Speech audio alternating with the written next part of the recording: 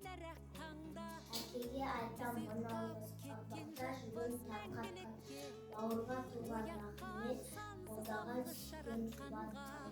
Ұстазға ұлы рахмет, нәрі мен білім сусаққан, балалық досқа рахмет, оған бірге ұнасқан.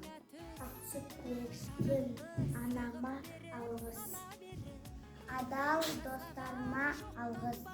Бізге деген мұныңыз, бізге деген қамқорлығы үшін. Әкеме алғыс айтамын қорған болған үшін. Бәріңізге мың алғыс айтамыз. Халқыма туған рахмет, шыдаған елге тапқан қазаққа тарқан рахмет.